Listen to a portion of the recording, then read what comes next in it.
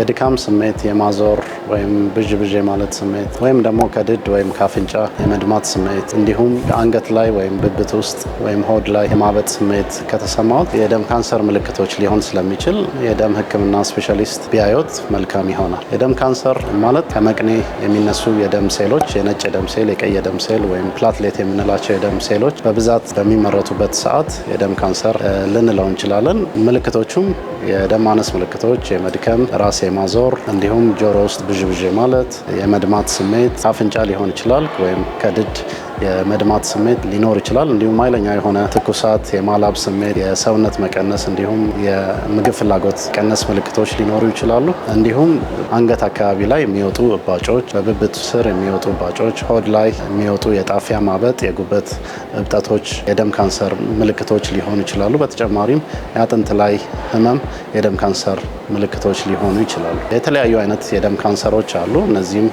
ሊኬሚያ፣ ሊምፎማ እና ማይሎማ ብለን በግርድፉ ልናያቸው እንችላለን። እንደሚመጡበት የጊዜ አመጣጥ ደግሞ አጣዳፊና አጣዳፊ ያልሆኑ የደም ካንሰር አይነቶች ሊባሉ ይችላሉ። ምርመራቸው የሚታወቀው መጀመሪያ የደም ሐኪም በማየት የደም ምርመራዎች እንዲሁም የመቅኔ ምርመራ በማድረግ በተጨማሪ ደግሞ የሊምፎማ አይነቱ ደግሞ ከአንገት እባጭ ላይ ወይ ከብብት እባጭ ላይ በሚወሰድ ናሙና የደም ካንሰር እንዳለ ማወቅ ይቻላል። አይነቱንም መለየት ይቻላል። በተጨማሪም የተለያዩ ምርመራዎችን ሊያስፈልጉ ይችላሉ የደም ካንሰርን ለማረጋገጥ። ሕክምናውም የተለያዩ አይነት የሕክምና አማራጮች አሉ። ሕክምናውም እንደ ደም ካንሰር አይነቱ ሊለያይ ይችላል። ከነዚህ ውስጥ የኬሞቴራፒ ሕክምና፣ የታርጌትድ ትሪትመንት ወይ የሚባሉ እንዲሁም የጨረር ሕክምና ተጨማሪም የነቅለ ተከላ ሕክምና ሊያስፈልጋቸው የሚችሉ የደም ካንሰር አይነቶች ሊኖሩ ይችላሉ።